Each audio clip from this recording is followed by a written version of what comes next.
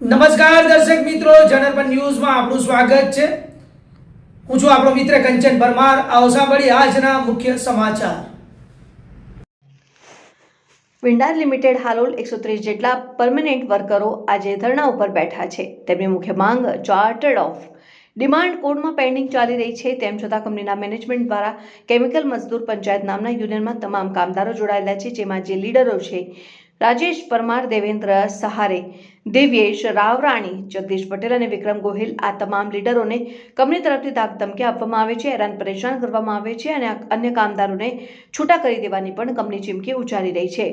જેનું મુખ્ય કારણ એ છે કે જ્યારે પણ કોઈ કંપનીમાં યુનિયન બનતું હોય છે ત્યારે યુનિયનના લીડરો કંપની માટે મેળા પીપળામાં બેસી જતા હોય છે।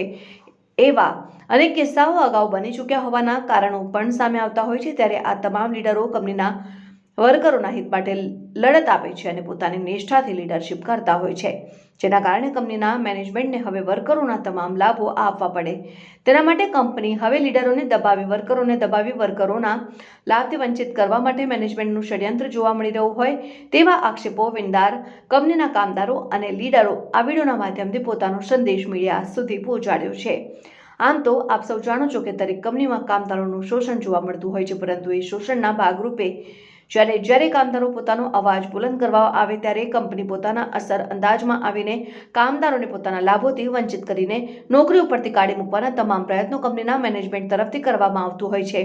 આમ તો જ્યારે કોઈ પણ કેસ કોર્ટમાં પેન્ડિંગ હોય ત્યારે તેમાં એ વિવાદ લઈને સામેવાળાએ ક્યારેય પણ ફરિયાદી સાથે કોઈ પણ જાતનો હસ્તક્ષેપ કરવાનો હોતો નથી, પરંતુ રૂપિયાના જોરે અને કામદારોનું શોષણ કરવાની ભાવનાથી મોટી કંપનીઓમાં પણ આ રીતના કામદારોને દબાવી દેવામાં આવે છે અને જોવાનું એ રહેશે કે જેટલી જલ્દી આ કામદારોને ન્યાય મળે છે કે કેમ તે જોવું રહ્યું।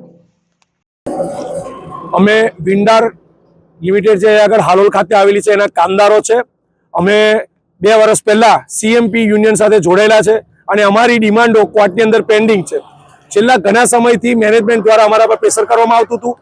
ત્યારબાદ એક પછી એક 3 દલિત ભાઈઓને જાણી જોઈને એચઆર હેડ હિમાંશુ ત્રિવેદીએ જાતિવાદી રાખી અને સસ્પેન્ડ કર્યા છે અને આ માટે અમારા સિનિયર ભાઈઓએ તારીખ 21ના રોજ સીઓ ભારતી સાહેબ, હિમાંશુ સાહેબ અને મેનેજર સાથે મીટિંગ કરી ત્યારે આ લોકોને ટ્રેનિંગ હોલની અંદર ગભરાવવામાં આવ્યા, યુનિયન છોડી દેવા માટે દબાણ કરવામાં આવ્યું અને ચૂપચાપ પોતાના કામ પર લાગો, ન તો દરેકને ટર્મિનેટ, સસ્પેન્ડ અને તમારે નોટિસો ઘેર મોકલી હેરાન કરી નાખીશું, આ રીતની પુષ્કળ ધમકીઓ આપી, જેના કારણથી નાસીપાસ થઈ અમારા કામદારો અમારા સપોર્ટની અને અમારા એને લઈ અને બહાર ધરણા પર ગાંધી ચિંધ્યા માર્ગે અહીંયા ધરણા પર બેઠા છે।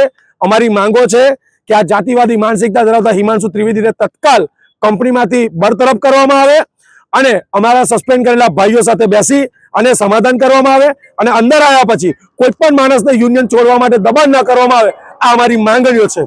भारत माता की मजदूर एकता, मजदूर एकता, लड़ेंगे